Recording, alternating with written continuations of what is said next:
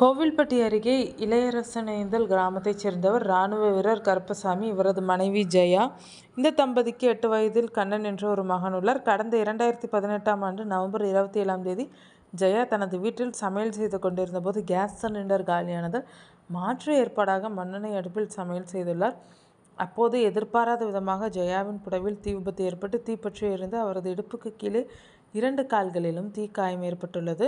இளையரசனேந்தல் அரசு ஆரம்ப சுகாதார மையத்தில் முதலுதவி சிகிச்சை அளித்து பின்னர் 108 ஆம்புலன்ஸ் மூலம் கோவில்பட்டி அரசு தலைமை மருத்துவமனைக்கு அழைத்து வந்தனர் அவரது குடும்பத்தினர். அதன் பின்னர் அங்கு நடந்த அவலங்களை மாநில மனித உரிமை ஆணையத்தில் இராணுவ வீரர் கருப்பசாமி 2019 ஜனவரி மாதத்தில் புகாராக பதிவு செய்தார். இதில் சம்பவத்தன்று கோவில்பட்டி அரசு தலைமை மருத்துவமனையில் தீக்காய தீவிர சிகிச்சை பிரிவில் பணியில் இருந்த அரசு மருத்துவர் பிரபாகர் என்னிடம் எந்த ஊர், என்ன வேலை செய்கிறீர்கள் என்பதை முதலில் விசாரித்தார். பின்னர் கோவில்பட்டி அரசு தலைமை மருத்துவமனையில் தீக்காய சிகிச்சை பிரிவுக்கு சிறப்பு மருத்துவர் நான் ஒரு 10 நாட்கள் விடுமுறை எடுக்கப் போவதால் உங்கள் மனைவிக்கு சிகிச்சை அளிக்க வேறு மருத்துவர்கள் இங்கு இல்லை. கோவில்பட்டி பைபாஸ் தோணுக்கால் விளக்கில் ஜெய் மருத்துவமனை உள்ளது. நான் அங்கு போவேன். உங்கள் மனைவி ஜெயா கோவில்பட்டி அரசு மருத்துவமனையில் இருந்தால் உயிருக்கு ஆபத்தாகிவிடும், அங்கே மாற்றுங்கள் என தெரிவித்தார்.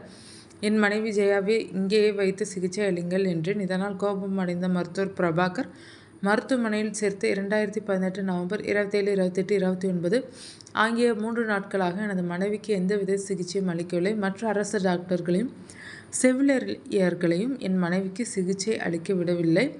நான் பலமுறை கெஞ்சி கேட்டு மருத்துவர் பிரபாகர் சிகிச்சை அளிக்க முன்வரவில்லை. 2018 நவம்பர் 29ஆம் தேதி இரவு நான் இல்லாத சமயத்தில் மருத்துவர் பிரபாகரனுக்கு புரோக்கராக செயல்பட்டு வரும் சிலர் அங்கு வலியால் துடித்து கொண்டிருந்த என் மனைவியிடமும் உடனிருந்த என் மனைவியின் தாய்மாமா காளியப்பனிடமும் இப்படியே இருந்தால் செத்து விடுவார், மருத்துவர் பிரபாகரனை மீறி யாரும் இங்கு சிகிச்சை அளிக்க வரமாட்டார்கள்.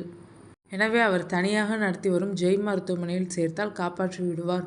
2 லட்சம் மட்டுமே செலவாகும் என நைசாக பேசி அதைத் தொடர்ந்து கோவில்பட்டி அரசு மருத்துவமனையில் டிஸ்சார்ஜ் செய்யாமலே டாக்டர் பிரபாகர் தனது ஜெய் ஹாஸ்பிட்டலில் ஆம்புலன்ஸை வரவழைத்து வலுக்கட்டாயமாக அழைத்துச் சென்று சேர்த்துவிட்டார். பின்னர் இந்த விவரம் அறிந்தவுடன் ஜெய் ஹாஸ்பிட்டலுக்கு சென்றேன். அங்கு என் மனைவி ஜெயாவை ICU வார்டில் அனுமதித்து என்னிடம் உடனே 2 லட்சம் பணத்தை கட்டினால் உங்கள் மனைவியின் உயிரை காப்பாற்ற முடியும் என தெரிவித்தார். மேலும் அரசு தலைமை மருத்துவமனையில் தீக்காயம் 30% என தெரிவித்ததை பின்னர் பணப்பறிக்கும் ஆசையில் 60%ஆக மாற்றி எழுதி எங்களை பயமுறுத்தியும் பணம் பறிக்கும் நாடகங்களையும் அரங்கேற்றினார். முதல் 3 நாட்கள் ICUவிலும் அடுத்த 37 நாட்கள் சாதாரண அறையிலும் வைத்துக்கொண்டு என் மனைவி ஜெயாவை மருத்துவ கைதியாக்கி என்னையோ எனது குடும்பத்தினரையோ சுமார் 40 நாட்களாக தீக்காயத்தை பார்க்க அனுமதிக்கவே இல்லை.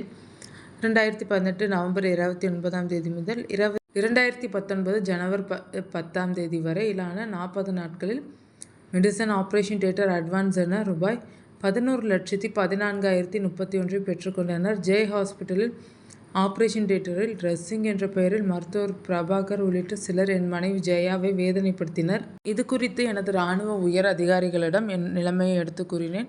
இதையடுத்து இராணுவத்திலிருந்து கதிர்வேல் என்பவரை அனுப்பி வைத்தனர். அவர் என் மனைவிக்கு அளிக்கப்பட்ட சிகிச்சை விவரங்கள் மற்றும் பணம் செலுத்தியதற்கான பில்களை டாக்டரிடம் கேட்டபோது எந்த விவரமும் சொல்ல மறுத்து அவமானப்படுத்தினர். ஜெய் ஹாஸ்பிட்டலில் இருந்து டிஸ்சார்ஜ் செய்து தர கேட்ட போது மறுத்தனர். ஒரு கட்டத்தில் மருத்துவர் பிரபாகரன் சிகிச்சை எதுவும் அளிக்காமல் விஷ ஊசி போட்டு கொன்று விடுவேன் என்றெல்லாம் மிரட்டியுள்ளார். பின்னர் 2019 ஜனவரி 10ஆம் தேதி மதியம் 12 மணி அளவில் கோவில்பட்டி அரசு தலைமை மருத்துவமனையில் கொண்டு மீண்டும் சேர்த்தனர். கோவில்பட்டி அரசு தலைமை மருத்துவமனை தலைமை மருத்துவர் கமலாவாசனிடம் மருத்துவர் பிரபாகரன் செய்த கொடுமைகளை முறையிட்ட போது அவர் அதை அலட்சியப்படுத்திவிட்டார். கோவில்பட்டி அரசு தலைமை மருத்துவமனையில் போதிய வசதிகள் இல்லை. தூத்துக்குடி அல்லது திருநெல்வேலி மருத்துவக் கல்லூரி மருத்துவமனைக்கு சென்று விடுங்கள் என மருத்துவர் பிரபாகர் நிர்பந்தப்படுத்தினார். ரூபாய் 16 லட்சம் பணத்தை ஜெய் ஹாஸ்பிட்டலுக்கு கட்டிவிட்டதால் வேறு பண வசதி இல்லாததால் எங்கு செல்வதென புரியாமல் தயவுசெய்து இங்கேயே என் மனைவிக்கு சிகிச்சை செய்து காப்பாற்றுங்கள் என கெஞ்சினேன். இந்நிலையில் என் மனைவி 2019 ஜனவரி 26ஆம் தேதியில் உயிரிழந்து விட்டார். அரசு மருத்துவர் பிரபாகர் பணம் பறிக்கும் பேராசையில் மருத்துவ தொழிலுக்கு கேவலத்தையும் அவமானத்தையும் ஏற்படுத்தும் விதமாக நடந்து கொண்டார்.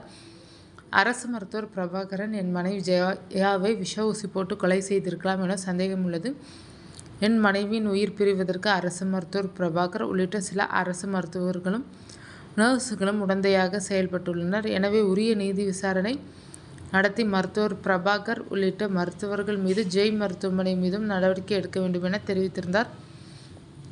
இது தொடர்பாக வழக்கு பதிவு செய்த மாநில மனித உரிமை ஆணையம் உரிய விசாரணை நடத்தி விரிவான அறிக்கை தர மருத்துவ நலப்பணிகள் இயக்குநருக்கு கடிதம் அனுப்பியது. அதன்படி மருத்துவ மற்றும் ஊரக நலப்பணிகள் இயக்குனர் சுவாதி ரத்னவதி, இணை இயக்குனர் குருநாதன் ஆகியோர் விசாரணை செய்து விசாரணை அறிக்கை மனித உரிமை ஆணையத்துக்கு அளித்தனர். அந்த அறிக்கையில் கோவில்பட்டி அரசு மாவட்ட தலைமை மருத்துவமனையில் குளிரூட்டப்பட்ட தீக்காய பிரிவானது முழுமையாக பயன்படுத்தப்படாமலும் தரமற்று செயல்படுவதாகவும் மருத்துவர்கள், செவிலியர்கள் மற்றும் நிர்வாக பொறுப்பில் உள்ளவர்கள் மருத்துவமனையின் தரத்தை உறுதி செய்திட தவறிய காரணத்தினாலும் 18 நாட்கள் அரசு மாவட்ட தலைமை மருத்துவமனையிலும் 40 நாட்கள் ஜெய் மருத்துவமனையிலும் சிகிச்சை பெற்று இருந்தும் தொற்று அலர்ச்சியால் தீக்காயமடைந்த ஜெயா இறந்திருக்க வாய்ப்புகள் அதிகமாக உள்ளது. அரசு மருத்துவர்கள், குறிப்பாக தீக்காய பிரிவில் பொறுப்பு வகித்தவர்கள் பணியில் கவனமின்றி செயல்பட்டதாலும் மருத்துவர்களின் அறிவுரைப்படி மருந்துகளை பெற்று நோயாளிக்கு நர்ஸுகள் செலுத்த தவறியதாலும் மருத்துவ பணிகளை செவிலியர் கண்காணிப்பாளர்,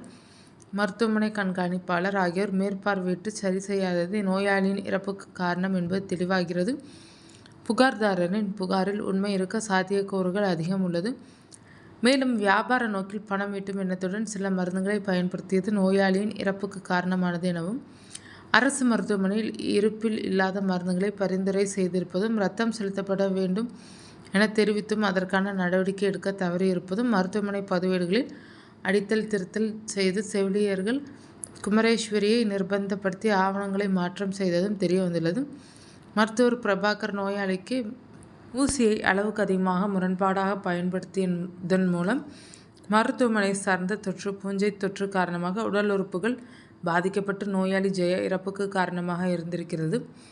அரசு தலைமை மருத்துவமனையில் டாக்டர் சிந்தன் 2019 ஜனவரி 14ஆம் தேதியன்று ஜெயாவுக்கு தீவிர சிகிச்சை தேவைப்படுவதாக பதிவுகள் செய்திருந்த நிலையில் 2019 ஜனவரி 15 மற்றும் 16 தேதிகளில் தீக்காய பிரிவில் பொறுப்பில் இருந்த மருத்துவர் ஸ்ரீ வெங்கடேஷ் தீவிர சிகிச்சை எதுவும் செய்யாமல் ஜிசிஃபேர் ரெப்டால் என பதிவுகள் மேற்கொண்டது டாக்டர் ஸ்ரீ வெங்கடேஷின் அலட்சிய போக்குக்கும் பணியில் ஈடுபாடின்மைக்கும் கடமை தவறியதற்கு எடுத்துக்காட்டாகும்.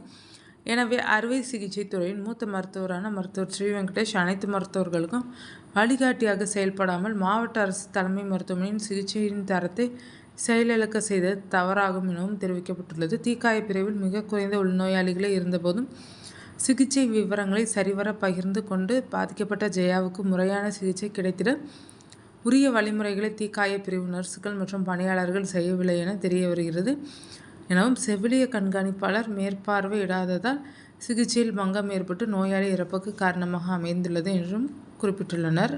ரஷ்யாவில் மருத்துவம் படித்து இந்தியாவில் பதிவு செய்யாத மருத்துவர் பிரியங்காவை ஜெய் மருத்துவமனையில் பயிற்சி பெற அனுமதித்தது. மருத்துவ பரிந்துரை சீட்டை மருத்துவர் பிரியங்கா நோயாளி ஜெயாவை மருத்துவமனையில் அனுமதிக்க பயன்படுத்தியதும் தெளிவாகிறது. இது இந்திய மருத்துவ கவுன்சில் விதிகளுக்கு புறம்பான செயல். மேலும் சித்த மருத்துவர் அசோக் நோயாளிக்கு ஆங்கில மருந்துகளை பரிந்துரை செய்தும் சிகிச்சை விவர பதிவேட்டில் அதை பதிவு செய்து ஜெய் மருத்துவமனையில் சிகிச்சை வழங்கியதும் தெரிய வருகிறது. இராணுவ வீரர் கருப்பசாமி அளித்துள்ள புகாரில் பெரும்பான்மையானவை உண்மை என்பது தெளிவாகிறது என விசாரணை அறிக்கையில் விரைவாக தெரிவிக்கப்பட்டிருந்தது.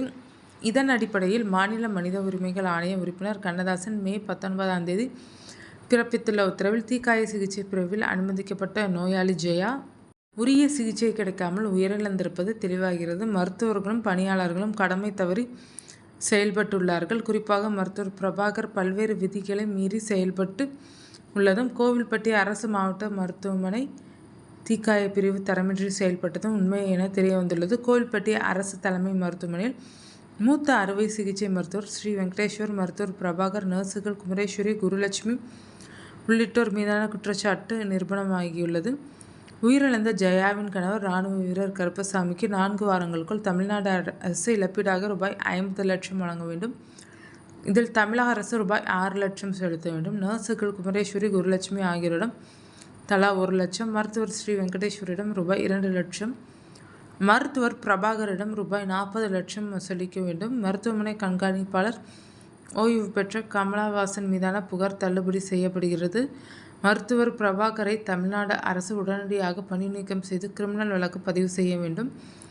மீண்டும் அவரை அரசு பணியாற்ற அனுமதிக்கக்கூடாது. இந்திய மருத்துவ கவுன்சில் விதிகளுக்கு எதிராக ஜெய் மருத்துவமனையில் பணிபுரியும் போலி டாக்டர்கள் குறித்து தமிழக அரசு விசாரித்து குற்றவியல் நடவடிக்கை எடுக்க வேண்டும். அரசு மருத்துவர்களின் தனிப்பட்ட மருத்துவ பணிகளை கண்காணித்து எந்த நோயாளியும் அரசு மருத்துவமனைகளிலிருந்து தனியார் மருத்துவமனைகளுக்கு மாற்றப்படக்கூடாது என்பதை அரசு உறுதிப்படுத்த வேண்டும். தனியார் கிளினிக்குகளை நடத்தும் அரசு மருத்துவர்களை கண்காணித்து அவர்களின் பட்டியலை அரசு பராமரிக்க வேண்டும்.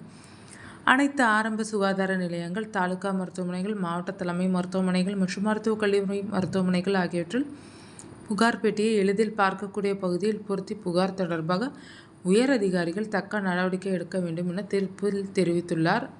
மனித உரிமை ஆணையத்தின் இந்த தீர்ப்பை மனசார வரவேற்கிறோம். இந்த வழக்கு நடைபெற்று கொண்டிருந்த போது டாக்டர் பிரபாகர் தரப்பில் சிலர் எங்களிடம் வந்து 30 லட்சம் ரூபாய் தருகிறோம், வழக்கை வாபஸ் பெற்றுக்கொள்ளுங்கள் என பேரம் பேசினர். நாங்கள் அதை அடியோடு மறுத்துவிட்டோம். மனிதாபிமானம் இல்லாத பண பேராசை பிடித்த மருத்துவர்களுக்கு இந்த தீர்ப்பு ஒரு பாடமாக அமைய வேண்டும். மனித உரிமை ஆணையத்தின் தீர்ப்பை எதிர்த்து அப்பீலுக்கு சென்றாலும் அங்கேயும் இதே தீர்ப்பு உறுதி செய்தால்தான் மருத்துவ தொழிலில் உள்ள ஈவு இரக்கமற்ற மருத்துவர்களுக்கு பயம் இருக்கும். அரசு மருத்துவமனைக்கு வரக்கூடிய எந்த ஒரு நோயாளிக்கும் என் அக்கா ஜெயாவுக்கு நேர்ந்த துயரம் போல் இன்னொரு துயரம் நேர்ந்து விடக்கூடாது. அதற்காக தான் நாங்கள் போராடினோம் என்கிறார் ஜெயாவின் சகோதரி சுமதி மணிக்குமார்.